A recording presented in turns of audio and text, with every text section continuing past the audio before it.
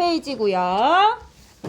오늘은 교과서 딱히 필요가 있네. 교과서 이따 필요해요. 자, 9페이지 갈등론 할 차례예요. 기능론은 했었죠. 기능론은 왜 이름이 기능이야? 우리 사회 각 구성 요소들이 동현아 이거 수업 이전 시간에 수업 올려놨거든 알파반에. 그치 괜찮지. 알았어. 채우기 책 가져왔네. 좋았어. 자, 왜 기능이었냐면 사회 각 구성 요소들이 사회 유지 존속에 기여하고자 일정한 기능, 즉 역할을 수행하고 있었지. 그래서 우리가 기능론이었어. 기능론이 보는 사회 상태는 어떻다? 본질적으로 조화롭고 균형 상태다. 얘는 사회에 대한 정의가 중요하다고 했어. 왜? 거시적 관점이어서. 사회 유기체설 얘기했죠. 갈등론 역시도 뭐다? 거시적 관점이라는 거. 그래서 얘도 사회에 대한 정의부터 시작합니다. 자, 사회는 사회적 희소가치를 둘러싼 사회 구성원들 간의 갈등과 대립의 장이다. 사회가 갈등과 대립의 장이라고 보는 거야. 자, 사회적 희소가치 나와 있죠. 희소성이란 얘기 했습니다. 사람들이 많이 원하지만 그만큼 욕구는 많지만 자원의 양은 한정되어 있는 게 희소성이지. 그런 게 예를 들어 사회적 희소가치 뭐가 있다? 부, 명예, 권력 이런 것들이 사회적 희소가치다. 자, 사회적 희소가치를 그러면 많이 가진 사람, 많이 가진 자, 적게 가진 자가 존재한대. 갈등론이 봤을 때. 근데 많이 가진 자가 적게 가진 자를 억압하고 착취하는 사회 구조라는 거야. 그래서 많이 가진 자를 지배 계급이라고 부르고 적게 가진 자를 피지배 계급이라고 부릅니다. 그럼 피지배 계급은 가만히 있지 않겠죠? 저항을 합니다. 그래서 우리 사회가 갈등과 대립의 장이라고 보는 거예요. 그래서 이 사회 구조 자체가 어떻다? 불공정하다. 그래서 구조적 모순이다. 이런 얘기도 합니다. 대표적인 갈등론자 여러분들이 이미 알고 있어요. 윤사 때도 배웠어요. 누굴까요? 칼 마르크스. 그의 사상이 그대로 갈등론에 녹아있다고 보시면 될 거예요. 자, 마르크스는 이렇게 얘기해요. 고대 사회부터 이 자본주의 사회까지 쭉 사회 이렇게 지나오면서 뭐 고대, 중세, 뭐 근대 뭐 이렇게 가잖아. 쭉 지나오면서 이 역사적인 모든 상황에서 모든 고대부터 자본주의 이 사회까지 지배계급과 피지배계급의 관계로 늘 이루어져 있었다고 봐. 역사적인 관계에서도. 고대에서는 주인과 노예, 주인이 노예를 억압하고 착취하는 그런 사회 구조였대. 자본주의에 가서는 그러면 그 지배계급이 누굴까? 자본주의 사회에서는? 기득권층인데 자본주의 사회니까 아무래도 자본을 가진 자본가가 되는 거야. 그럼 피지배계급은 누가 되겠어? 노동자. 그렇지. 그런 역사적인 발전 단계를 얘기하면서 어느 시대건 간에 항상 지배계급과 피지배계급의 관계였대. 마르크스는 그렇게 얘기해요. 그래서 우리 사회는 갈등과 대립의 장일 수밖에 없다라는 거야. 기능론이 보는 사회 성격하고 다르죠, 여러분? 다르죠? 고마워요. 감사합니다. 자, 사회는 지배계급과 피지배계급이 존재하고 사회 질서나 안정은 지배계급의 강요나 억압에 의해 나타난 결과다. 이렇게 봐요? 다르네.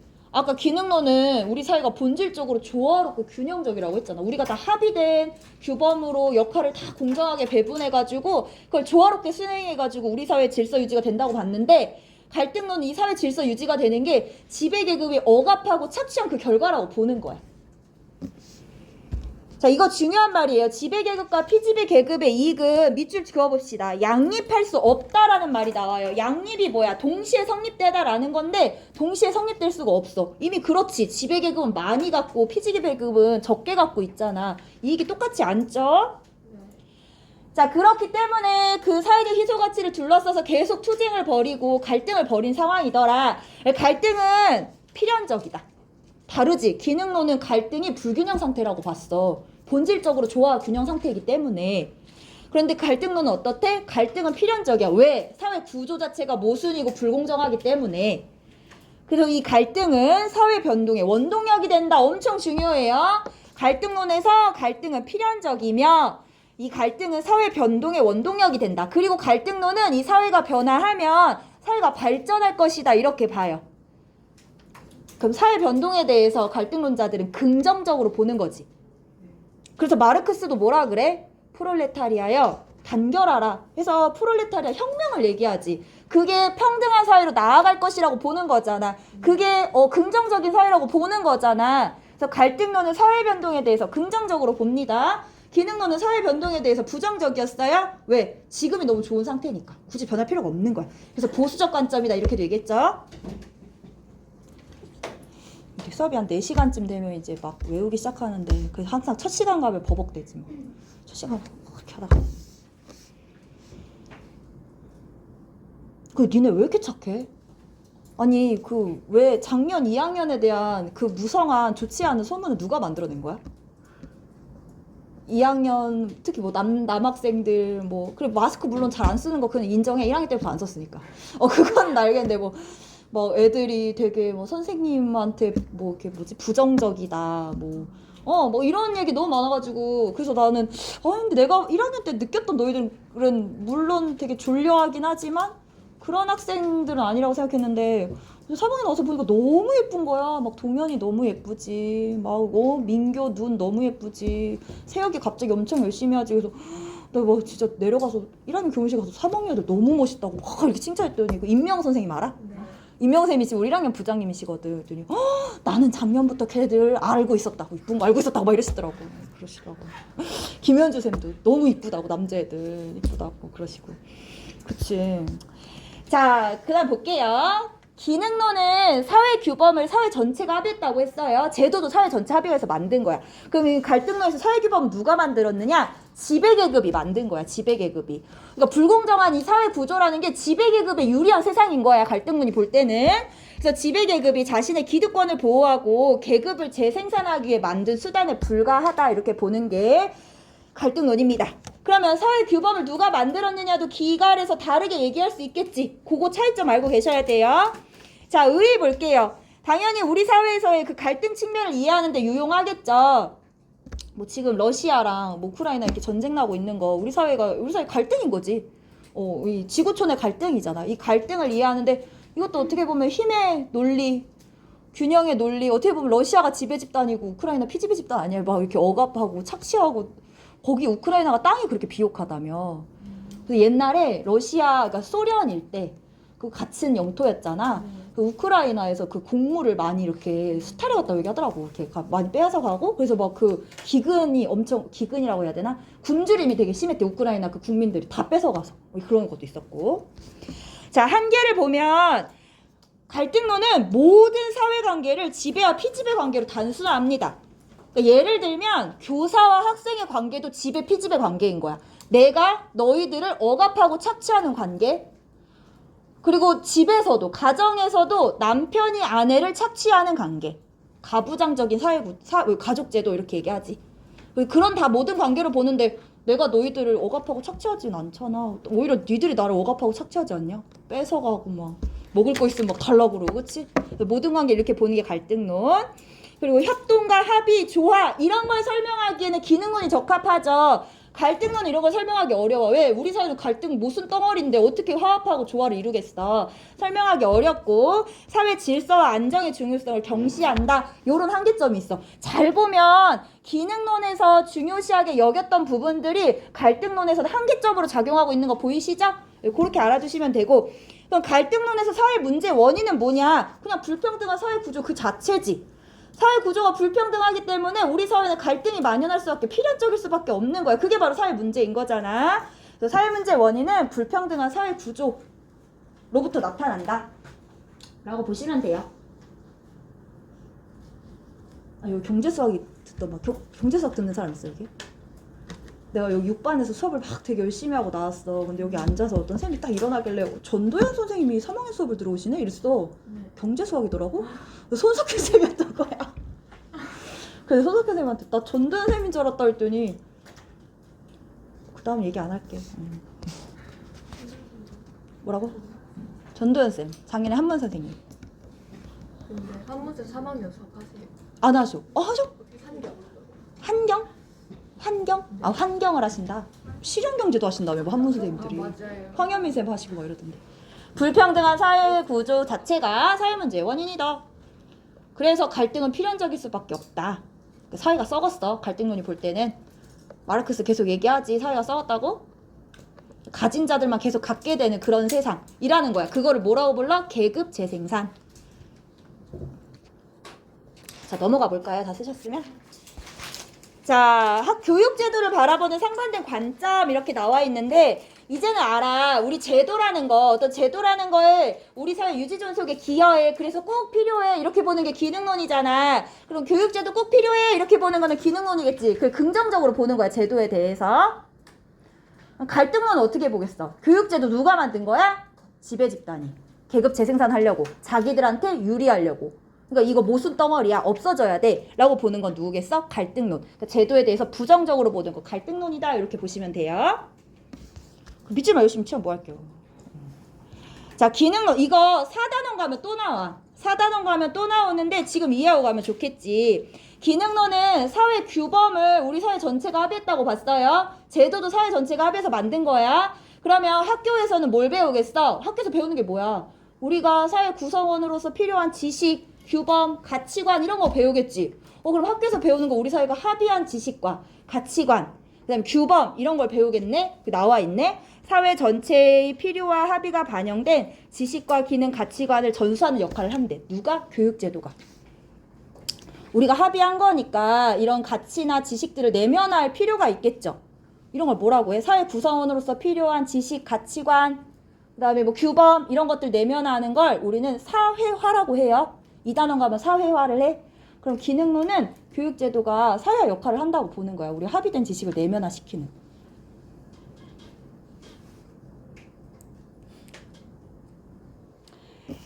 자, 그리고 가정 배경과 상관없이 모든 학생에게 학습 기회를 공정하게 제공하고, 자, 학교에서 합의된 지식을 가르치고 거기에 대한 평가 방식도 모두가 합의를 한 거야. 기능은 합의하는 거 좋아하잖아. 그러면 합의했어. 그러면 내가 태어나기를 아무리 가난하게 태어났어도 이 학교에 와서 합의된 지식을 배우고 공정한 평가에 따라서 열심히 공부하고 노력하고 내 능력을 보여주면 나는 충분히 성적을 잘 받을 수 있겠지. 내 능력을 보여줄 수 있겠지. 내가 뛰어나다는 걸 알 수 있겠지. 그래서 어디로 가는 거야? 사회에 진출했을 때 우리 사회에서 더 중요한 직업, 의사나 뭐 예를 들면 뭐 검사나 뭐 예를 들면 대통령이나 뭐 이런 중요한 직업에 차지해서 부나 명예나 권력을 누릴 수 있다라고 보는 거야. 보면 모든 학생에게 학습의 기회를 공정하게 제공해서 여기가 중요해. 기능론은 학생의 노력과 능력에 의해서 상급 학교로의 진학이나 사회 진출이 보장된대. 그래서 무슨 역할을 한다? 인재가 적재적소에 충원되도록 하는 역할을 한다라는 거예요. 뛰어넘은 설명이 있는데 기능론은 그냥 들어만 둬. 기능론은 우리 사회가 이렇게 있잖아. 우리 사회가 유기체잖아. 우리 몸처럼 우리 몸에 유기체도 이제 각 기관들이 있는데 이 기관들이 더 중요한 역할과 덜 중요한 역할이 있지. 봐봐. 너 심장이 없어. 그럼 바로 죽겠지. 근데 머리카락을 다 빡빡 밀고 와. 내가 대머리야. 내 생명에 지장은 주지 않겠지. 니들이 놀릴 뿐이지. 이런 거 보면은 이 머리카락 물론 심장처럼 중요하긴 하지만 심장만큼 중요하지는 않아. 똑같은 거야. 기능론도 우리 사회에서 더 중요한 직업이 있다고 하고 덜 중요한 직업이 있다고.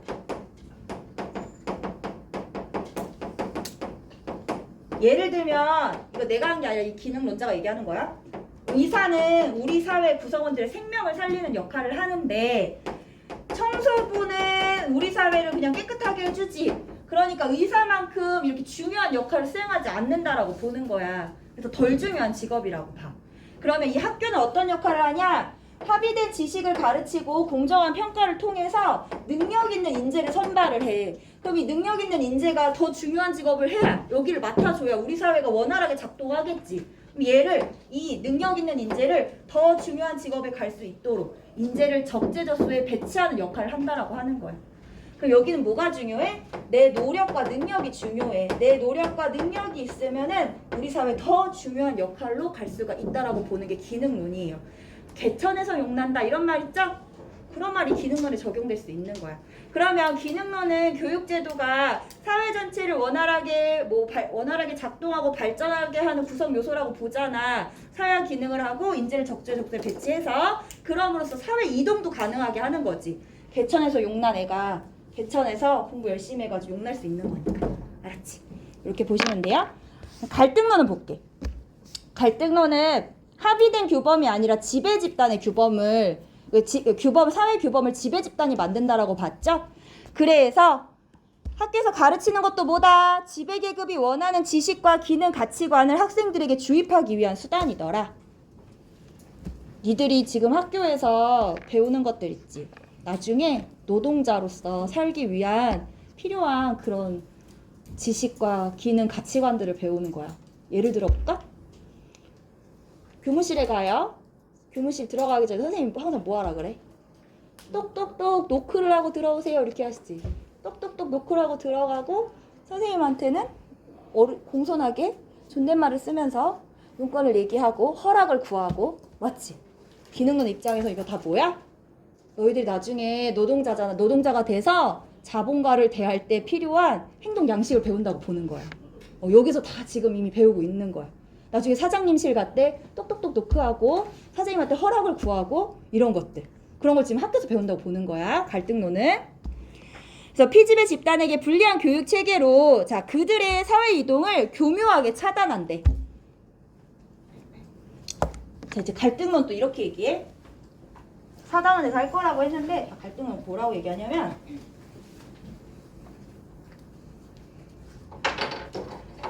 학교라는 곳은 지배 집단에게 유리한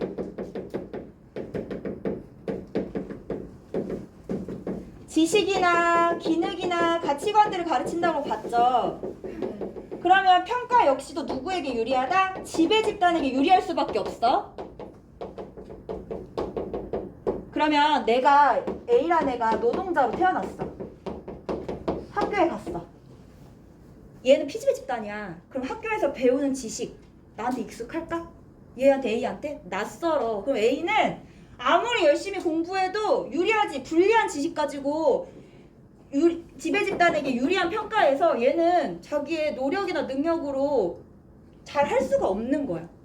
그럼 이제 A한테 이렇게 얘기한다. A야, 너 학교 와서 선생님이 지식 다 알려줬잖아. 수업 시간에 배웠잖아. 근데 네가 아무리 열심히 해도 네가 성적이 안 나오는 거야. 그러니까 넌 애초부터 능력이 없어. 넌 노력해도 안 돼. 이렇게 얘기하는 거야. 근데 사실은 얘 노력 능력이 부족한 거야? 그게 아니지. 뭐가? 가정 배경이 중요한 거지. 애초에 태어나기를 노동자로 태어났기 때문에 학교에 와서도 불리해질 수밖에 없는 거야. 그래서 여기서는 뭐가 중요해? 가정 배경이 학업 성취도를 결정하더라. 이렇게 나오는 거야. 아까 기능론은 뭐가 결정한다? 노력과 능력. 왜? 여기서 합의된 지식과 공정한 기회를 제공하니까. 자, 학생의 가정 배경에 의해 학업 성취도가 결정됨에도 불구하고 교육제도는 학생의 노력과 능력에 의해 학업 성취도가 결정되는 것처럼 불평등한 구조를 정당화한다. 그러면서 사회 이동의 기회를 교묘히 차단하는 거야. 거봐, 가르쳐줘도 넌 안 되잖아. 그러니까 넌 사회에 나가서도 너희 엄마 아빠처럼 노동자로 살아야 돼. 그게 뭐야? 계급 재생산을 위한 수단이다. 이렇게 보는 거예요. 그래서 교육제도는 불평등한 구조를 은폐하거나 정당화하고 계급을 재생산하기 위한 수단에 불과하다. 계급 재생산이 그거지. 우리 엄마가 노동자였어? 그럼 나도 사회에 나가서 노동자. 내 딸도 노동자. 그의 딸도 노동자. 이게 계급의 재생산. 사회 이동의 기회가 차단되고 있는 거죠. 이렇게 보는 게 갈등론입니다. 자, 여기까지 이제 기능 갈등론 했고 우리 마지막 미시적 관점 상징적 상호작용론 하겠습니다. 자, 상징적 상호작용론은 미시적 관점으로서 개인의 초점을 맞춰서 얘기한다고 했어요. 전제가 그래서 달라보면 인간은 자율성을 지닌 능동적 존재이며 앞에 보여? 몇 페이지야? 9페이지랑 다른 거 보여? 전제가 다른 거 보여? 느껴져? 느껴야 돼. 제발 느껴줘. 이거 은근 헷갈려. 자, 인간은 자율성, 능동성을 지닌 존재이며 밑줄 그어볼게요. 사물이나 행위에 주관적 의미를 부여하는 행위 주체이더라. 인간의 자율성, 능동성을 강조하고 있는 관점이죠. 자, 핵심 주장 첫 번째 보겠습니다. 인간은 자신이 처한 상황에 대해 밑줄 그어볼까요? 주관적인 정의.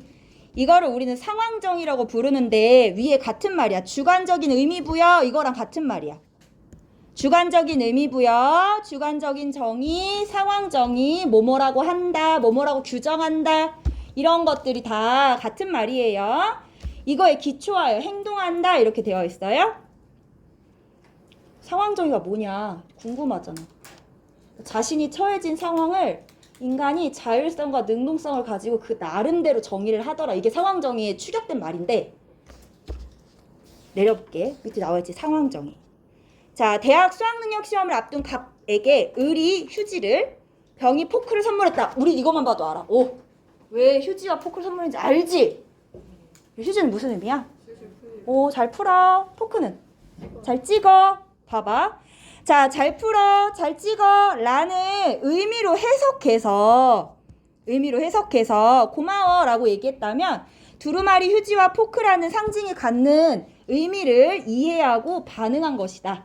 그러니까 그걸 주는 상황을 주체가 해석한 거야, 나름대로. 아, 이거 우리 사회에서 고맙다, 이거 잘 풀란 얘기지, 잘 찍으라는 얘기지. 주체가 어떻게 한 거야? 주어진 상황을 정의하고 의미 부여하고 해석한 거지. 자, 이렇게 사람들은 어떤 주어진 상황에 대하여 단순히 반응하는 것이 아니라 그러한 상황을 해석하거나 규정하고 거기에 부여된 의미에 기초하여 반응한다. 이와 같이 구성원 사이에 공유하는 상징을 통해 자, 자신이 접한 상황을 규정하고 해석하는 걸 뭐라고 부른다? 상황정의다. 휴지를 줬을 때 해석한 거지, 규정한 거지. 근데 이거를 우리 사회가 공유하고 있는 거지, 이 해석과 규정을. 아, 잘 풀란 뜻이구나, 잘 찍으란 뜻이구나. 자, 사람들과 상황정의를 공유할 때 상호작용이 원활하게 이루어질 수 있다라는 거야. 만약에 정민이한테 내가 휴지를 줬는데 정민이가 선생님 지금 저한테 이런 거 왜 주세요? 시험 시간에 뭐 각동 잘 닦으라고요? 아니면 뭐 저 수학 시험 보다가 화장실 가란 말씀이세요? 저 시험 망치란 얘기예요? 기분 되게 나쁜데요? 이렇게 하면 나 당황하는 거지. 나 그런 의미가 아닌데? 우리 상황정의를 어떻게 공유하지 못하고 있는 거야. 그럼 상호작용이 안 되겠죠? 이것도 되게 웃기던데. 우리나라는 밥의 진심이래. 밥. 네. 아, 진짜. 우리나라 밥의 진심이어서 밥과 관련된 말들이 많대. 그래서 여자친구들은 특히 니네 여자친구들 만나면 니들 알걸? 오랜만에 여자친구들을 만났어. 여자친구가 내가 오랜만에 정민이를 만났다? 그럼 이제 시작하는 말이 정민아 진짜 반갑다. 대학교 가서 오랜만이야. 야, 여자들 또 이렇잖아. 너 왜 이렇게 이뻐졌어? 알지, 지나. 살 뺐어? 아니, 머리 했나? 여기서 쌍꺼풀 했지. 너 진짜 예뻐졌다. 일단 칭찬하고 별로 안 친한 마지막에 야, 그래 잘 지내. 우리 다음에 밥 먹자 이러지. 그 밥 먹자라는 게 진짜 밥 먹자는 거야, 조만간? 아니잖아. 너희들 다 알지. 그 밥 먹자라는 그 상황을 나름대로 다 해석하고 있어. 아, 그냥 다음에 또 보자 이런 뜻이구나. 그래서 정민이가 날 붙잡고 언제 보자고? 내일? 모레? 뭐 먹을 건데? 이렇게 얘기해주면 말하는 난 어떻게 돼? 당황스러운 거지. 그럼 우리 공유된 상징을 서로 어떻게 하는 거야? 상징이 공유가 안 되는 거지. 상호작용이 안 되는 거야. 이런 것들이 상황정의라는 거 알고 계시면 돼요. 그럼 결국에 상징적 상호작용론에서는 공유된 상징이 중요해. 그러니까 상징이 뭐냐 그러면 볼게요. 자, 사람들은 여기가 상호작용, 상징적 상호작용론에 상징이 붙은 이유가 있어. 이렇게 상호작용을 하는데 인간이 자율성과 능동성을 가지고 상호작용을 하는데 상징을 가지고 상호작용을 하더라는 거야. 상징이라는 건 언어, 문자, 표정, 몸짓, 기호. 방금 나 언어 썼잖아. 밥 먹자. 여기 이제 숨어져 있는 이 상징을 정민이랑 나랑 똑같이 공유를 해야 되는 거야. 다음에 또 보자는 얘기네. 그게 상황정의. 표정도 상징이 되는 거지. 진아야. 알잖아. 조용히 하라고. 몸짓, 그리고 표정까지. 그리고 선생님 화났네? 또 아는 거지. 그럼 이제 진아 알아서, 아, 선생님이 지금 화가 났어. 이 상황을 정의하고, 나 짜줘야겠다. 짜주는 거지. 요런 게 상호작용인 거야. 몸짓, 기호, 이런 것들이 상징이더라. 그래서 인간은 상호작용을 할 때 상징을 통해서 상호작용을 하더라. 그래서 상징적 상호작용론이에요. 근데 우리 주로 어떤 상징을 활용하겠어? 언어 많이 쓰지. 이 언어 자체가 아예 상징인 거지. 나 지금 상징으로 다 너희들한테 얘기하고 상호작용하고 있는 거죠. 자, 인간은 상징을 활용하여 다른 사람들과 상호작용하고 상호작용이 연속적으로 나타난다. 이거 중요해. 그래서 사회문화 현상의 의미는 그것이 발생하는 상황과 이 상황을 해석하고 정의하는 행위 주체에 따라 달라지더라는 거야. 자, 얘는 인간의 자율성을 강조했으니까 능동적인 사고와 행위 측면을 잘 설명할 수 있다. 한계점 엄청 잘 나와요. 한계점이 거시적 관점하고 대비돼서 나오는 거예요. 대비돼서. 얘는 개인의 상호작용, 인간의 자율성, 능동성을 강조하다 보니까 거시적 관점에서 강조하고 있는 이 사회구조의 영향력을 간과하기가 쉽다라는 거예요. 그래서 개인의 행위가 사회구조나 제도의 영향에 의해 나타날 수 있음을 경시하더라. 구조가 개인의 행위에 미칠 수 있는 영향을 경시한다라는 게 바로 상징적 상호작용론의 한계점입니다. 볼까? 내가 저기 진서야, 쌤이 마스크 너무 쓰기 싫거든. 마스크를 안 쓰고 수업실에 들어왔어. 난 오늘 50분 내내 마스크 안 쓰고 수업할 거야. 얘들아 괜찮지? 나 3차까지 맞았거든. 그러면서 막 마스크 안 쓰고 수업해. 정민이 표정 썼겠지? 막 거기다 침도 튀어 막 여기서 막 땀도 나. 곁땀 막 땀도 막 뿌려 막 이렇게. 그럼 니네 막 진짜 막 기겁하겠지. 선생님 더러워 미쳤나봐. 코로나 옮기면 어떡해. 그리고 또 집에 와서 또 애들한테 얘기해. 야 근데 우리 남편이 확진 받았다? 막 이러면서 미치겠지. 그럼 니들 어떻게 하겠어? 조용히 핸드폰 들고 신고하겠지. 민원 넣겠지. 우리 선생님 미쳤어요. 마스크도 안 쓰고 수업해요. 내가 마스크를 안 쓰고 싶다고 내 자율성과 능동성에 의해서 마스크 안 쓸 수 있을까? 지금 현재? 안 되지. 이 제도나 정책에 의해서 강제될 수밖에 없잖아. 이런 구조가 주는 행위의 영향력을 간과한다라는 게 미시적 관점의 한계점입니다. 그러면 거시적 관점의 한계점은 뭘까? 뭐를 간과한다? 개인의 인간의 자율성과 능동성을 간과하고 경시하더라. 이게 거시적 관점의 한계점이 되는 거야. 됐어? 자, 그럼 우리 상징적 상호작용론의 사회 문제 원인을 살펴볼 건데요. 교과서는 몇 쪽이냐면 교과서는 17쪽.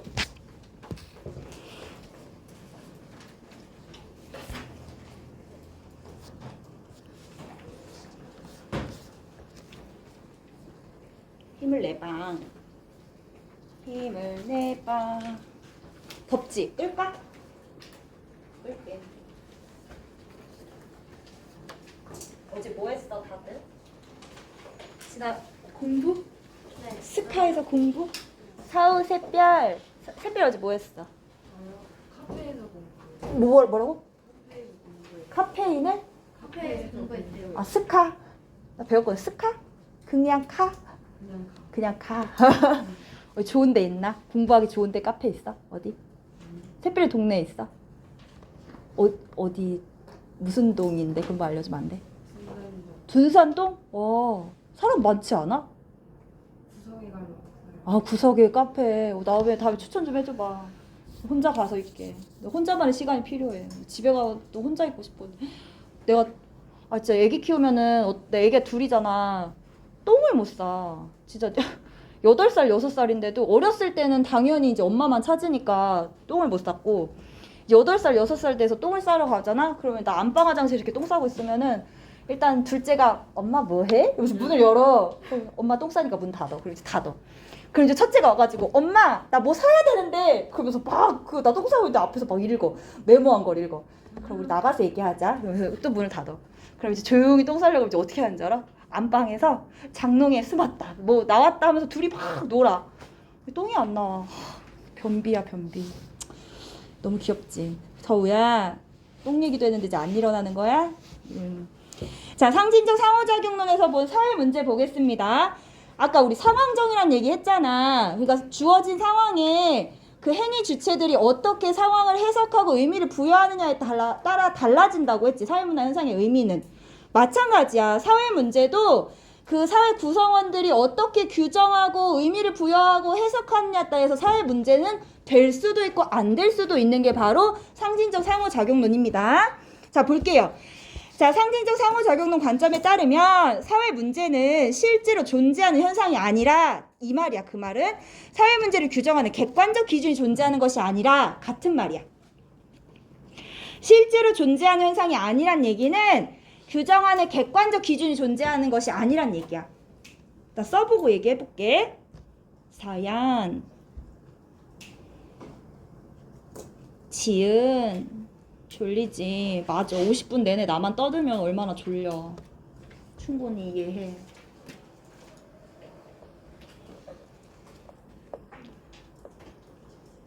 자, 기능론 같은 경우는 봐봐. 기능론은 사회 문제에 대해서 객관적으로 정의했다.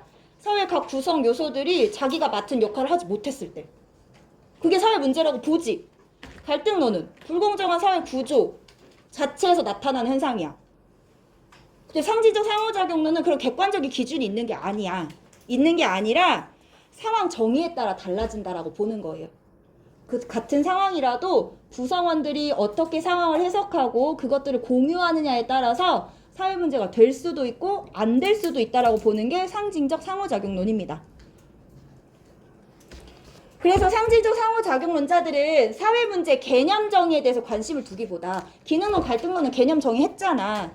부분들이 제 역할을 못했을 때야? 불평등한 사회 구조야? 그게 아니라 사회 문제가 정의되는 과정에 더 많은 관심을 둔다. 그러니까 상황 정의가 되는 그 과정에 관심을 둔다라는 거예요. 즉, 뒤에가 중요해. 사회 문제라는 것은 대부분의 사회 구성원이 어떤 바람직하지 못한 상황이나 조건을 그 하나의 문제로 규정하고 의미 부여하고 해석했을 때, 개선이 필요하다고 그리고 인식했을 때 비로소 사회 문제로 존재한다는 얘기야. 가장 대표적인 게 이제 여기 담배가 얘기 있잖아. 담배가 있어? 옛날에 저기 준서 나이 정도면 벌써 결혼해서 애는 한 둘 있지. 19살이면. 그렇지 않아? 15살, 뭐 14살, 뭐 이르게 8살에도 결혼하던데? 그럼 준서가 이제 조선시대 때 살고 있는데 준서가 저기 이제 텐마루에 앉아가지고 담배 한 대 탁 피고 있어. 건방에다가 샥 해가지고. 그러면은 이제 어른들이 가가지고 또는 뭐 준서 아내가 가서 어머 지금 뭐 19살이 어떻게 담배를 필 수 있어. 너 이거 빨리 끊어야 돼. 이게 아니라 당연하게 받아들였지. 그 시대에는. 그 시대에는 19살 준서 남자 19살 남자가 담배 피는 거는 당연하게 받아들이고 규정했던 사회였던 거야. 근데 지금은 어때? 준서가 담배 피고 있어 봐. 112에다 신고해야 되지. 제가 아는 학생인데요. 담배 피고 있어서요. 사회 문제죠. 왜? 지금은 19살이라는 청소년이 담배 피는 거에 대해서 사회 문제를 우리 구성원들이 규정하고 인식하고 해석하고 있는 거지.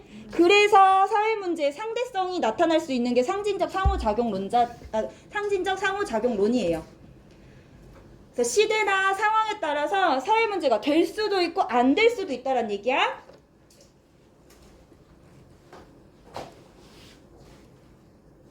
작년에 그 아프가니스탄 탈레반이 이렇게 딱 장악한 거 봤어요?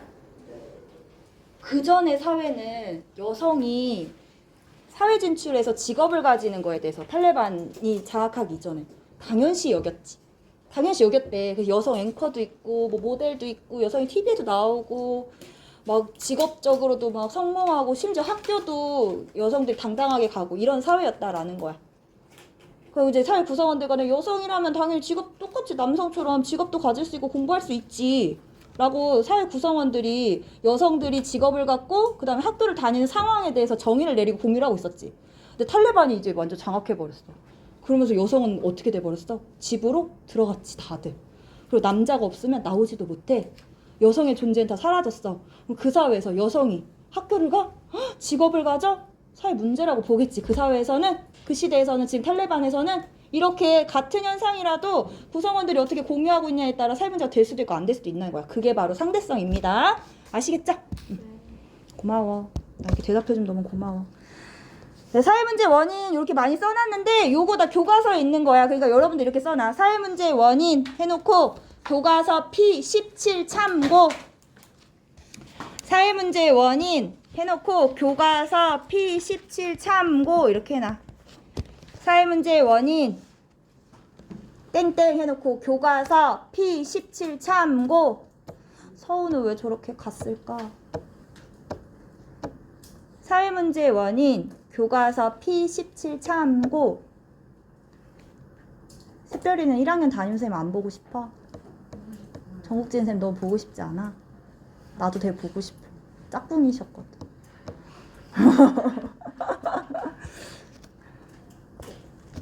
맨날 샛별이랑 민서랑 윤지랑 문만 열면은 뭔 얘기도 하기 전에 나가! 나가! 그치 샛별아 기억나지? 듣기도 전에 나가! 해놓고 한번 꼭 확인하세요. 그러면 상징적 상호작용론은 개인의 정의가 중요해서 개인은 자율성이고 능동성이 있어. 얘들은 그럼 사회를 뭐로 볼까? 결국에 사회란 개인과 개인 간의 상호작용의 산물이라고 보겠지. 그럼 사회의 성격은 기능론 갈등론처럼 정해진 게 아니야. 상호작용에 따라서 얼마든지 변화할 수 있다라고 보는 게 상징적 상호작용론, 미시적 관점 사람들의 입장인 거야. 미시적 관점 론자들의 생각인 거지. 주장이겠지. 그럼 사회는 조화로울 수도 있고 갈등 상태일 수도 있어. 이 사람들에 의하면 상호작용 어떻게 하느냐에 따라 달라진다고 보는 거예요.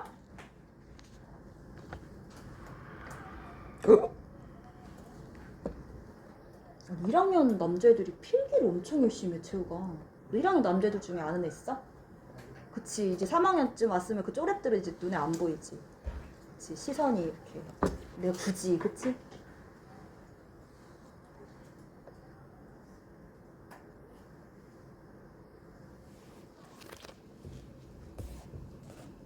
자, 오른쪽 가겠습니다. 오른쪽에 상징적 상호작용론에서 보는 인간의 상징 이렇게 나와 있어요. 자, 상징적 상호작용론에서는 인간이 상징을 창조하는 능력을 가졌다 보고, 자, 여기 두 번째 줄, 상징을 통한 인간의 상호작용을 사회의 작동 원리로 파악합니다. 근데 그 중에서도 상징 여러 가지 있었잖아. 언어, 문자, 표정, 기호, 뭐 등등 매개물 이런 것도 있었는데 주로 언어를 통해 이루어지는 데 관심을 갖고 있고 상호작용이 사회의 행위의 본질이라고 본다. 자, 사회 구조라는 실체를 인정하고 이 실체를 인간의 사회적 행위의 초점이라고 보는 거시적 관점과는 구별된다. 그 사회 구조는 존재해. 개개인을 초월해서 외제하고 있어. 그래서 우리 개인의 행위에 영향을 줘. 이렇게 보는 게 거시적 관점이잖아. 자, 뒤에는 이제 미시적 관점에 대한 얘기야. 인간은 사회 구조가 자신에게 강요한 의미와 상징을 그대로 받아들일 필요는 없다고 보고, 그러니까 사회 구조가 영향력을 주더라도 인간은 자율성이 있고 능동성이 있기 때문에 그걸 그대로 받아들이지 않고 상황에 관한 자기 자신의 해석에 기초하여 새로운 의미를 형성할 수 있다고 보는 거예요. 그래서 상징과 상호작용, 그 다음에 행위 주체의 능동성, 자율성이 중요하다 이렇게 보는 거였습니다. 자, 뒤에 문제 풀겠습니다. 뒤로 넘어가 볼까요? 자, 저는 주로 수능 실전 문제 풀 거고요. 기본 문제는 중요한 표현만 보고 갈게요. 자, 2번 볼게요. 12쪽에 2번 문제. 자, 2번 문제 저기 밑줄 그은 데만 보고 갈게요. 분석 대상을 사회 구조나 제도 등 개개인의 행위를 초월한 사회 체계에 두어야 한다. 거시적 관점에 대한 얘기입니다. 자, 개개인의 행위를 초월한 요 같은 말이 있다라는 거. 뭐? 외제적이다. 이 말이 같다라는 거 알려드리려고 갖고 왔어요. 개개인의 행위를 초월했다. 외제적이다. 같은 말이에요. 나를 초월해서 내 밖에서 실제로 존재하고 있대. 그게 외제적이라는 거야. 아까 얘기한 거 마스크 쓰는 거 이거 나를 초월한 행위지. 내가 쓴다 안 쓴다 결정할 수 없는 거잖아. 그러니까 나를 초월해서 이미 바깥에 둘러싸여 있어.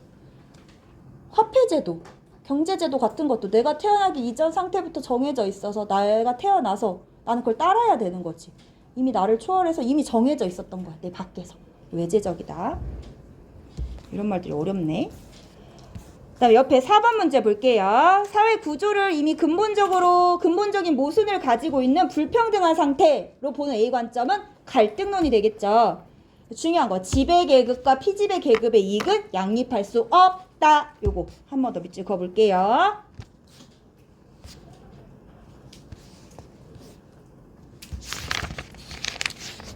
자, 14페이지 피겠습니다.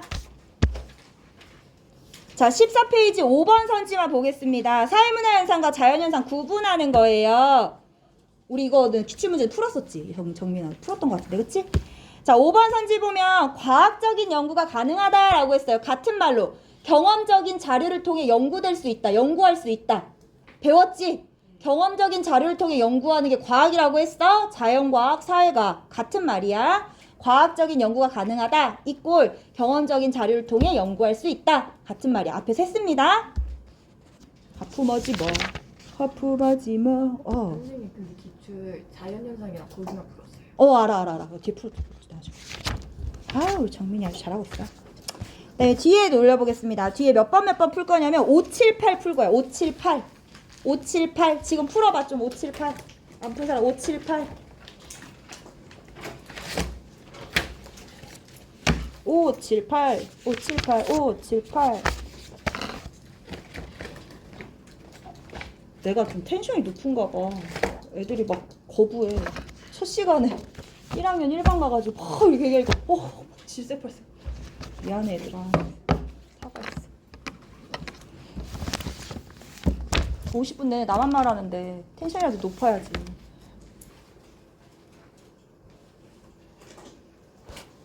체육 30초 30초에서 1분 30초 컷으로 풀어봐. 5, 7, 8. 동희 한번 풀고 있어? 동희 책 사왔어 참? 수특 샀어?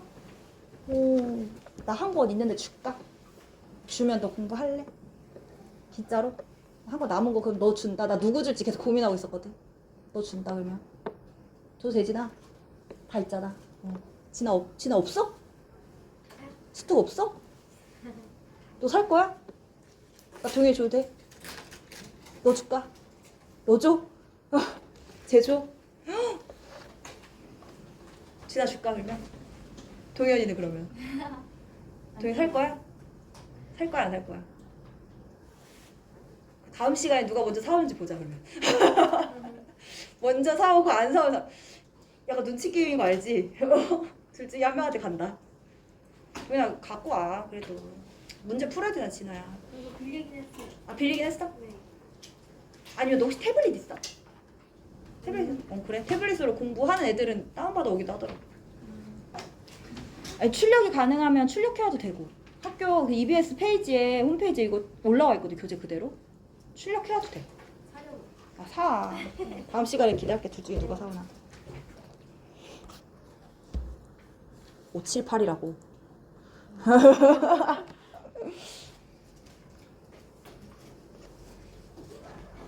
되게 덥네. 나 아까부터 껐는데 안 껐네.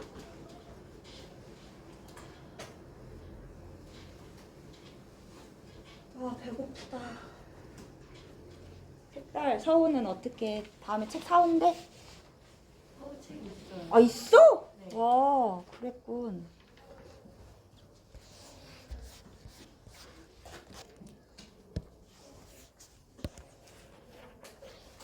이름 불러주는 게 좋지 않아? 나는 이렇게 내 이름을 막 다 불러주는 것보다 그냥 이름 불러주는 게 좋던데. 서영아 아니면 그냥 이서영 이렇게 하는 것보다 서영아 이렇게. 그래서 나도 일부러 다 애들 성 떼고 부르려고 하거든. 뭐 동현아, 뭐 민규야. 그게 훨씬 부드러운 것 같아. 그치 민규야? 민규 막 엎드려 자다가 야 장민규 이렇게 하는 것보다 민규야 일어나봐 이게 낫지. 그치. 자 5번 볼게요. 5번 보겠습니다. 사회문화현상하고 자연현상 구분하는 문제죠. 기억부터 볼게요. 대부분의 전기차에는 리튬이온 배터리를 사용하는데 사용하는 거 누가 사용해? 사람이. 그치 사람이 어떤 의지, 의도, 목적을 가지고 사용하는 거지. 기억은 무슨 현상? 사회문화현상. 자 니은 볼게요.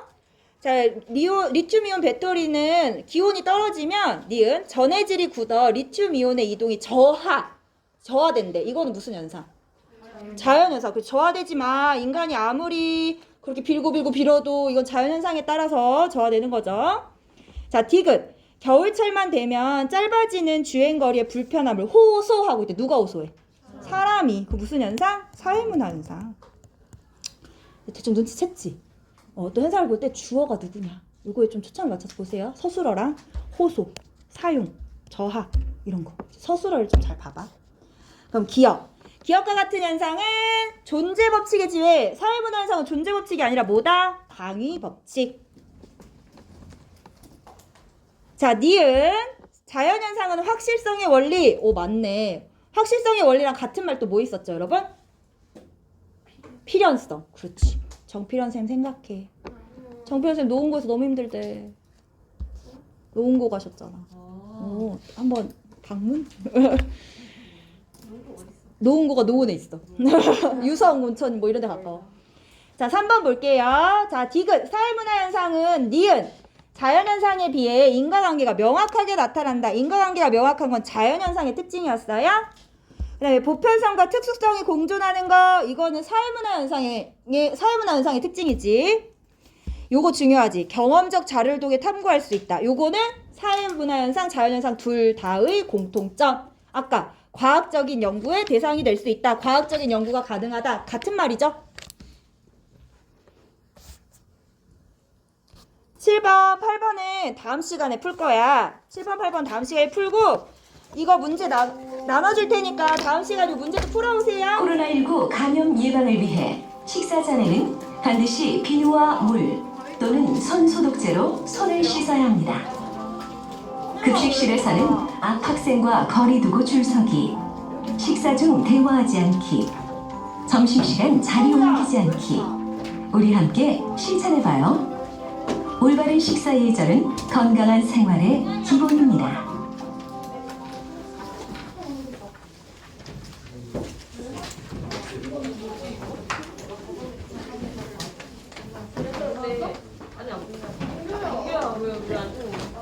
민규 왜뭘 안 줬죠? 도장 줬어. 여기 4장인데?